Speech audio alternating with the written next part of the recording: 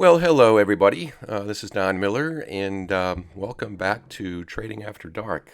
It's been a while since we have done one of these, and we're in a place in our network right now where I now have some time and some energy to devote to doing. I'm not going to say a daily video recap, but maybe we will get there. But it's going to be my intent to do a couple of these each week as time and energy permit, and as I see setups, patterns, insightful information that I think might be worth passing along to you. So the reason I have that time to do this a little bit now that I haven't had in the last year is we're pretty much in a really good place in terms of our network build.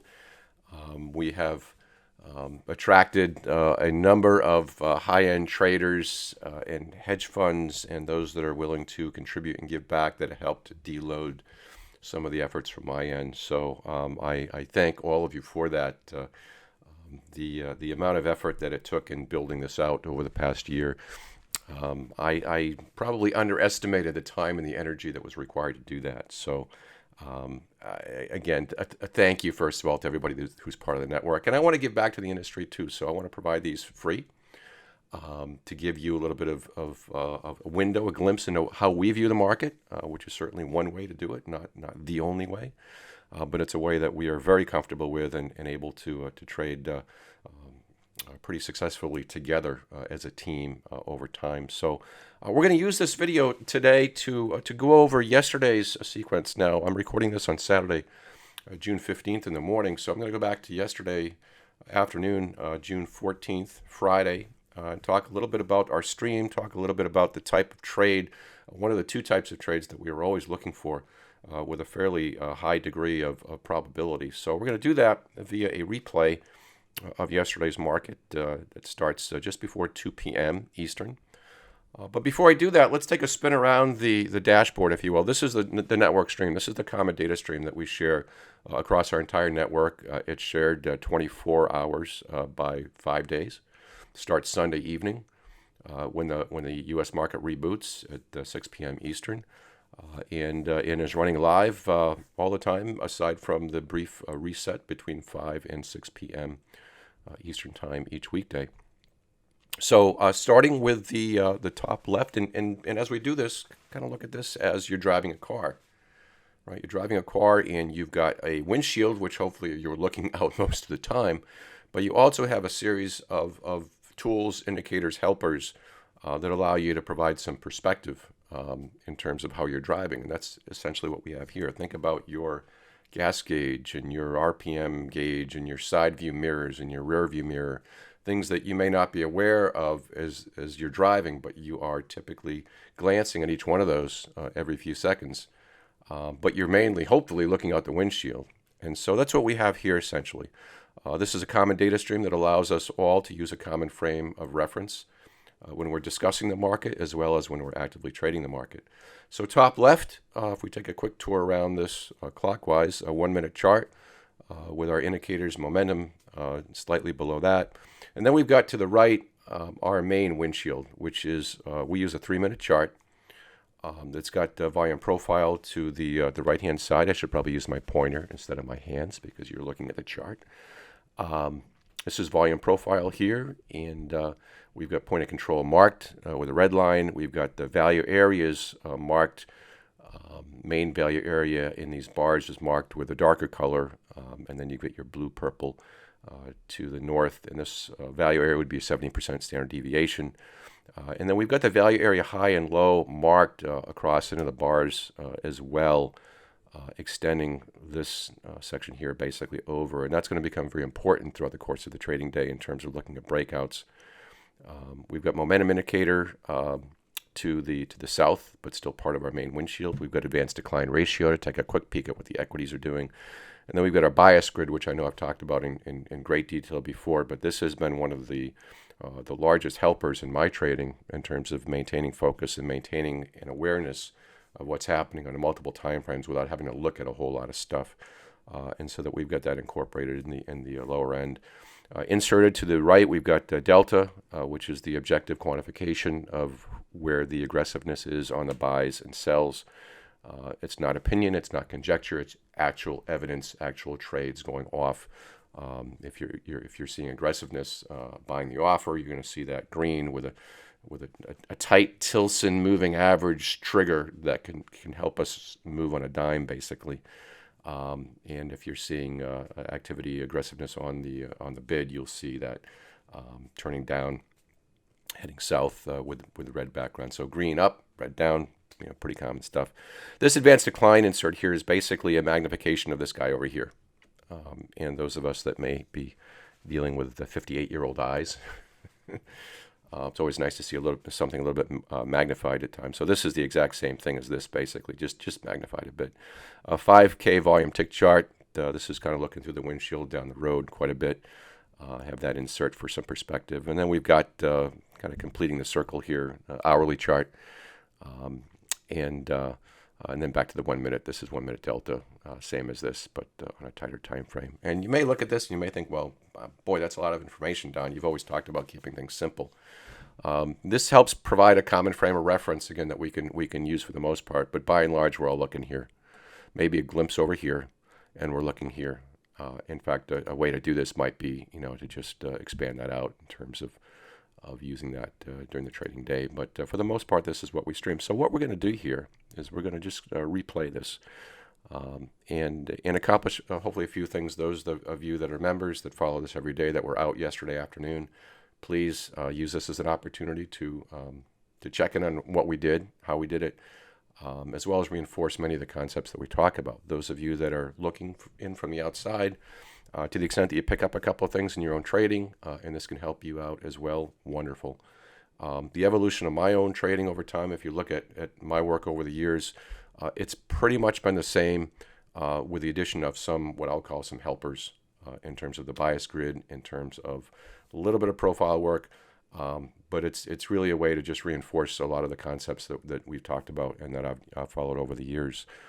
And we'll talk a little bit about what all these indicators are as we move this ahead. So hopefully I've got a decent speed here. I've got a bit of an accelerated speed on a playback, and you can see what we're doing here, how quickly this is moving. So one of the things that we look at in a case like this, we've got a balanced market. You see a balanced market because you have a very bell curvy type distribution.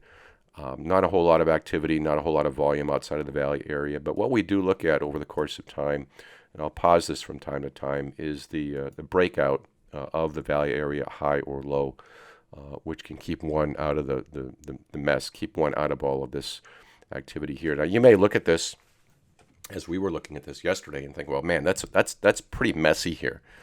You get what are all these dots? What do they mean? What do they tell you? They're all congested. And what's happening here? The grid is mixed, and that's basically a signal for us to just stay out. SOH, sitting on hands. SOOT, SOOT, staying out of trouble. Just not focusing on pushing buttons. Okay, there's just not much there. And so this in and of itself, when it looks like a mess, digress, right?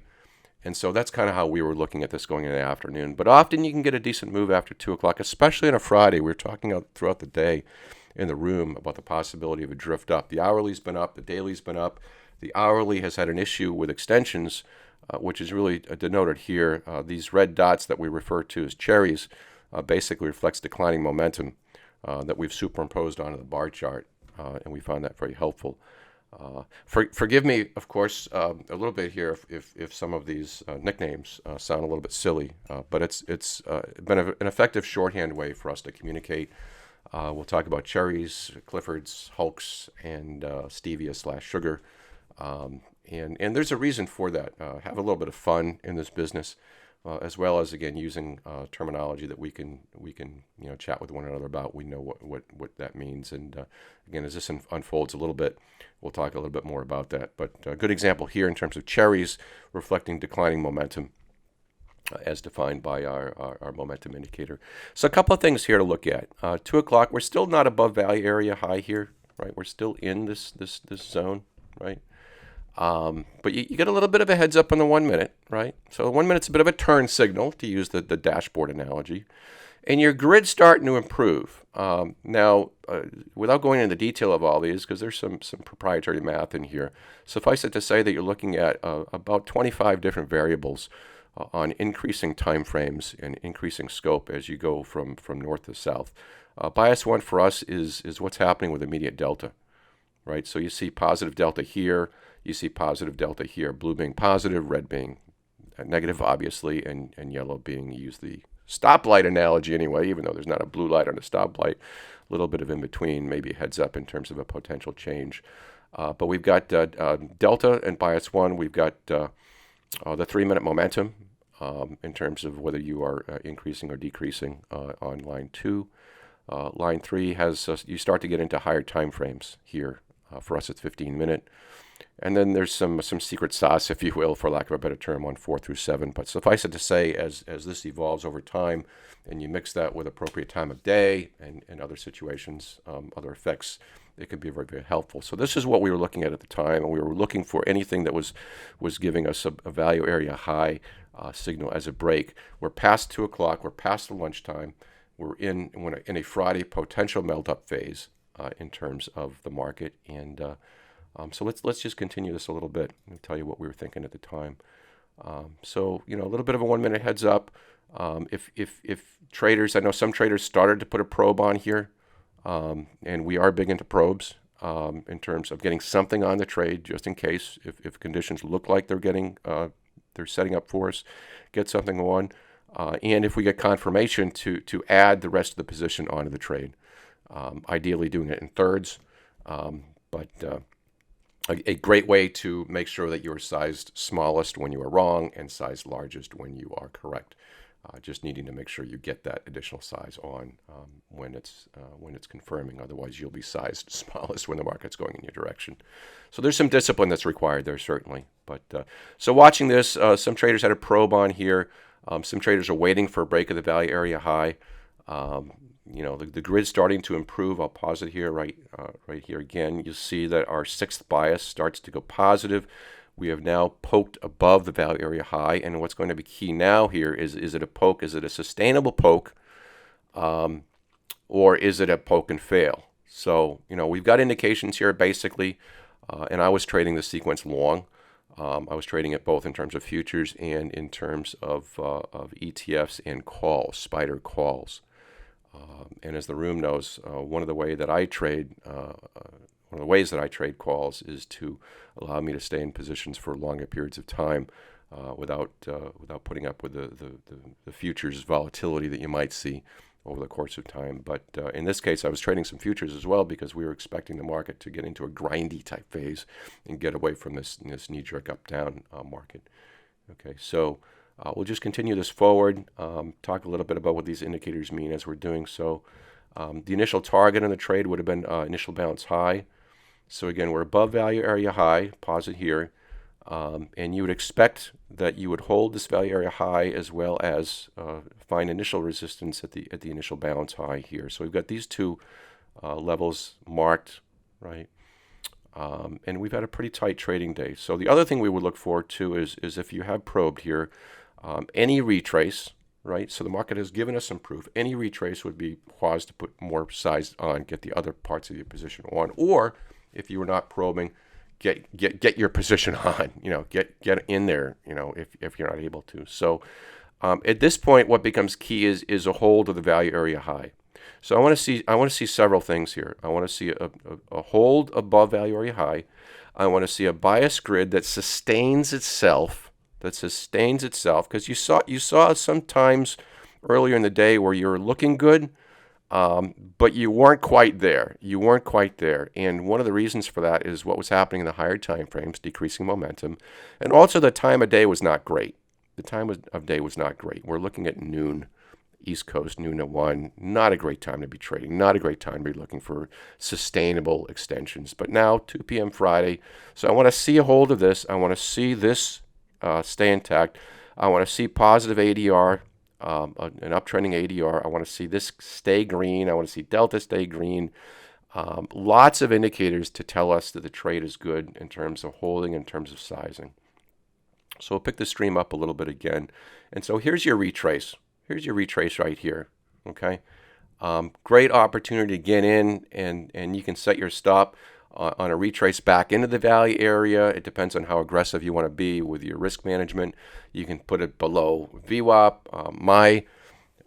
The way that I always look at stops or scratches is premise based. What is the reason that you got in the trade, and is that reason still valid? The reason we got in the trade in this point is a break above value area high, positive delta, positive grid, and if that starts to deteriorate, significantly, I don't want to be in that trade anymore because the reason I got in the trade is no longer valid.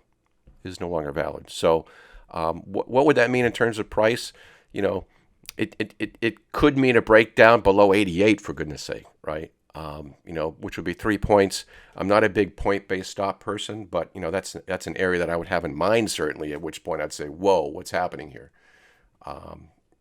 But in this case, let's just see how this plays out. All right. And by the way, as we go forward doing these, as I've done in the past, we will not cherry pick. We will pick sequences that work, that don't work, and all that. So perhaps that's the next one that we do. So anyway, this is the trade again that we're looking at. Pausing here. A hold of value high. There's the retracement. Everything's looking good. Your grid is staying good. So you get additional size on the trade. You stay in the trade. And your first scale out point would be, your first target would be initial balance high, which is what we were looking at. Okay. The green dots here that you see, right? This is what we refer to, and again, forgive me for the nicknaming. I'll pause this as sugar or stevia. Okay. Now it sounds kind of quaint and corny, but what that reflects increasing momentum of significance, increasing momentum, and you see that on our Momo indicator here. What's happening is your upper band, and this is taking a pretty standard momentum indicator and putting it on steroids thanks to the programming crew that has set this for us. You are pulling away with increasing momentum, okay? And what we've done is we've superimposed that activity up here in the form of these green dots. Why do we refer to it as sugar or stevia? Well, we refer to that as energy. And to the extent that any of us use, I don't have it with me here. I guess I do have one here. These little stevia packets, okay? The green packets. That's what we refer to. So we're looking for that to appear and sustain itself, So that's what those mean essentially. Okay. These other dots here that you see, the darker green dots, are shifts in advanced decline and/or shifts in momentum, not the slope in momentum, but shifts in momentum that can also be triggers at different points in time. Okay. So this is a trade again that above your value area high, you're holding. Right? Everything is good. No reason to sell. So one of the challenges we all have as traders, and I have it, is getting out too soon on something that works. And so there's a balance there. There's a balance of locking in profits, and Mark Douglas has spent a lot of time talking about this. God bless Mark, God rest his soul. But there's a balance between locking in something and seeing something that's got further potential. And so we talk a lot in our room about at least getting to no risk. And no risk meaning that trade cannot lose money. It is impossible for that trade to lose money. And the key becomes, do you start scaling out of the position to get to that no risk? Or do you just let the market continue to climb in your favor? And it's a little bit of an art, right? In this case, I would look to get to no risk into the initial balance high and then perhaps reassess at that point, okay? Because there's no guarantee that we're going to break through that. Probably a better chance now that we're out of the value area, but we'll have to see, okay? But we want indicators. We want things that are telling us collectively that there's reasons to stay in the trade because you need to have outlier runs. You need to have gains that outpace your losers or your smaller gain trades, okay? So we'll pick this up again. Just let it go. Again, value area is looking good. The grid's looking good. The time of day is looking good, right? If you're looking to scale off something from your 91 into 93, that's okay. But there's certainly no reason, we'll pause it here, to bail, okay? This little dip here, another opportunity. If you had those stacked bids between 90 and 91, if you had those stacked bids, you probably got some of those picked off, right? There's your wholesale entry. And we know that sometimes, you're not going to get this nice little slow move down and up. Sometimes you get a tail and that's it. And that's a significant indicator in terms of buys. And it's our job as traders to be able to people want to sell into that move up. be able to be there to take advantage of somebody dumping inappropriately. Okay. So again, you're looking good here. Bias 2, you're flattening out here in your momentum indicators. You get this flashing here a little bit, not a big deal. This is where it certainly helps us to be together as a team and as a network as we're talking through this live, supporting each other. For those that may be a little bit nervous, what are we seeing? What are we feeling? At the time, this is an area where Coach Dane has been particularly helpful for us as well. So again, just watching this. Okay, so we'll pause it right here because what is this? What is this? What is this? This is something that we would refer to as Clifford, right? Clifford stands basically for the big red dot. Okay, big red dot, big red dog. Those of us that were parents years ago, are still parents but had little kids years ago, remember Clifford the big red dog? Okay, so we refer to this as Clifford, which basically is a heads up. Into a possible turn. So what's happening here? Your advanced decline starting to wiggle, starting to possibly fail. You get a momentum weakening here as well. So a couple of things just to be cautious of. Okay, is it a reason to get out of the trade? No. Why is it not a reason to get out of a trade in this case? Well, it's context. What are we looking for? We're looking for a hold above value area high. We're looking for an IB high target initially. Everything is still looking pretty good. I'm not overly concerned about that, okay? The way that we have these programmed, right? We have these programmed to reflect changes in ADR, okay? And we've got to make sure that we understand when is it a trigger versus when is it a false signal. Got to be real careful with the negative indicators when you're in an uptrend. Anybody that has looked at divergences as markets have moved strongly will understand that. So we're aware of that. But really discounting it, okay? And what's the confirmation on the discount, okay? Confirmation is right away that's been negated. That's been negated by advanced decline starting to move back up again, okay? And this is what we refer to as we do here, and here as Hulk, right? As Hulk. Green, Incredible Hulk, get it? Okay. Corny, I realize it. Email me, tweet me, I don't care. But that's what we refer to as Hulk. Right, so you Clifford and Hulk.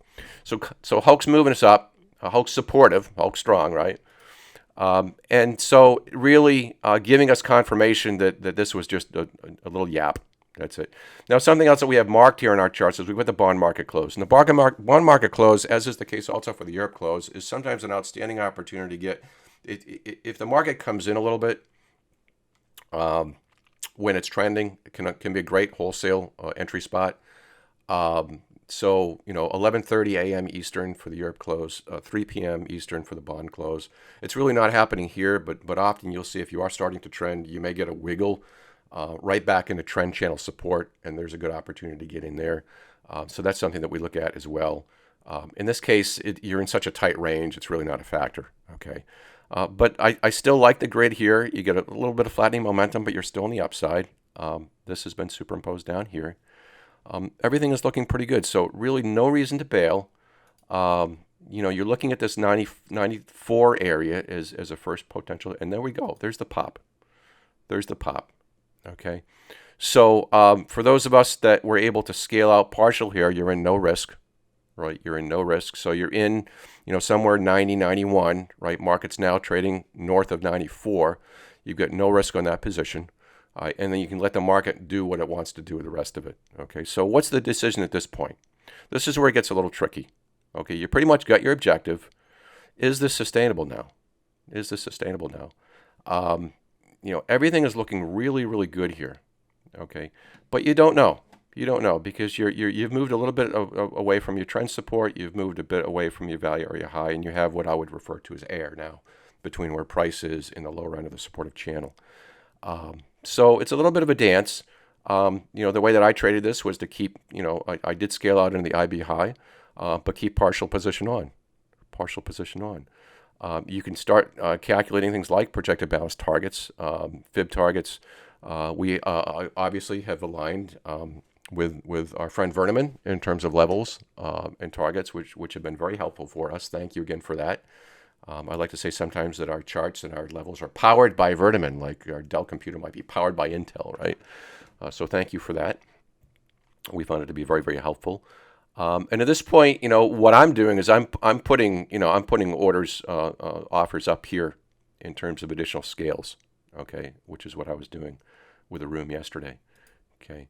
So you're looking at, in my case, it was 96-ish, I believe, 96, 97 on the scale. So another thing I'd like to see here now, we're trading above initial balance high.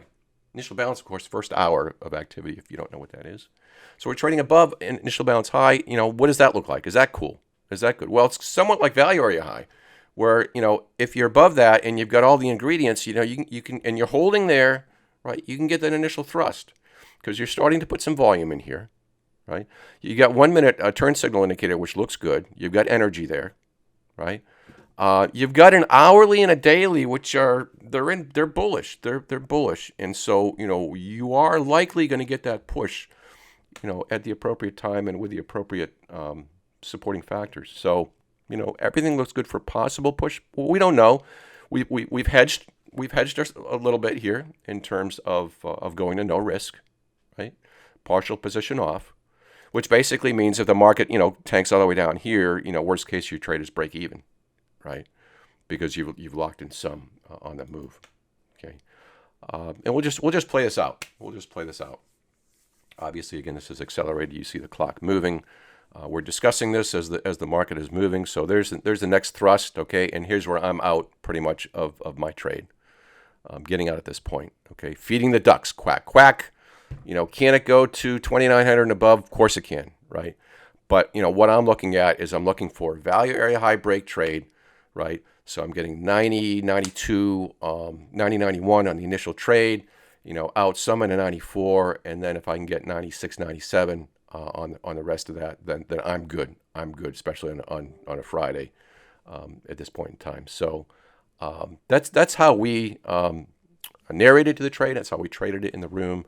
And a little bit of a nuance too between the different traders. Who's probing, who's not probing, who's waiting. And that's always going to vary based on your comfort level and risk. Again, what I find when we're doing this with a team is that we've got support with each other. Okay, so now I got out a little soon, right, into the 97 spot, right. So it's still going. But I made a decision at that point to be out of that into the 97-ish. You're getting now toward 330. You get a possibility of a retrace here.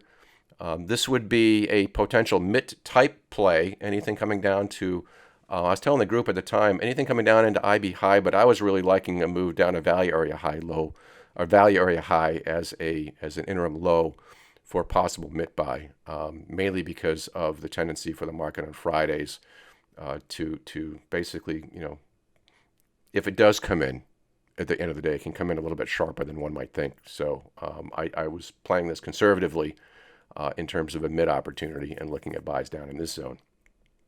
Some of the folks didn't take it. Some of the folks were done here. So here you are, another retracement up. If you took this pullback, great. I did not take that. I was already out of my trade at that point, right? And we'll let this play out again. So. That's kind of how we were viewing the market as it was closing, as it was doing its thing. Now, so what do you have here? What do you have here? You have a reversal advanced decline. There's your Clifford, right? Bark. Airing the trade. Turn of the 1 minute. Delta's not looking so hot either, right? So this is where I'm a big believer in feeding the ducks. On the one hand, when the thing's up to 20 at 99, you're thinking, well, that was pretty stupid to get out at 97, and now it's down at 96 and a quarter. And now you're thinking, hey, that's a really great decision to make. It's really neither. You're just trying to get yourself in a position where you're able to aggregate trades over time, profits over time, and be that as it may, it's the aggregation of all that. So let's just watch to see how this thing closes on the day. You still have a little bit of momentum. You've got a green bar here, but you've still got a bit of a selling pressure cap up at the top there. And then you've got this a little volatile here as you're approaching your 4 o'clock spot. I'm not doing anything at this point in time. Just watching this. Value area highs moving up a little bit. IB high holds on the first move, but I'm not. Again, you're getting into 4 o'clock here. I'm thinking, I was telling the team here, I said, I'm not a big mid guy on a Friday because, you just don't know. You just don't know. You have a lot of folks closing positions, but isn't that interesting? It comes down to value area high and bounces, right? So, on a multi-day, and I was telling the team this too, any other day than a Friday, I'm a huge buyer here because that's the mid play. I'm a huge buyer here. You've seen a video, hopefully, from last year on that. I'm a buyer there, and I'm a buyer for hold into the next day on my swing account, or I'm a buyer into the reopening at 6 p.m. or into the Asia opening and possible lift when the Nikkei opens at 8 o'clock, 8 p.m. Eastern. So that's hopefully a little bit of reinforcement for those folks that are members, and maybe some hopeful insight. But even if you're not trading with us, I would encourage you to consider that trade sequence as a part of your toolbox. A break of value area high or low with a supporting structure, with the supporting indicators, and that's a great sequence to put. It's probability is strong. The stop premise is strong, and can also keep you out of early breakout trades where you're getting cut up a little bit. So I offer that to you today. So hopefully you found this helpful. We will incorporate more of these videos going forward. Again, I'm now at a point in time where I can do this. I've got a little bit of energy and time to dedicate to it. We have made one change in our network in terms of allowing folks to trial us for a week.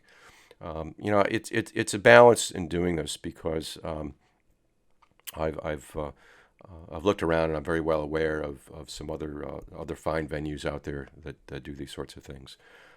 And in terms of what we provide and the pricing and all that kind of thing.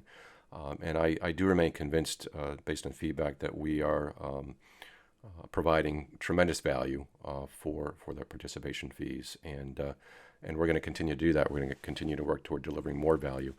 To the extent that we might be priced a little bit higher than some other places, I do feel that's a reflection of the value. I think that's a reflection of the pedigree that we have in this room, the professional coaching, the data streams, the hedge fund participation, all of that which goes into what you see in the stream. And it gives us additional confidence and hopefully works to increase everybody's probability of success. So, there is certainly some cost involved, some overhead cost, but we are committed to delivering far, far more value than that might be. And we take this very, very seriously. So we have anyway introduced a $99 trial for a week if you're interested. You have access to everything. There's no limitations, and feel free to join us if you're interested. So again, I hope this helps you a little bit over a half an hour today. Take care. If you'd like to reach out to us, just email me at don@millerdanetrading.com. Doing some other cool things with our build out. We've got an oil room. We've got an oil head trader and oil. And we've got some other good things going on too. So God bless you all. Have a great weekend or whenever you're viewing this, and we'll do this again soon. Take care. Bye.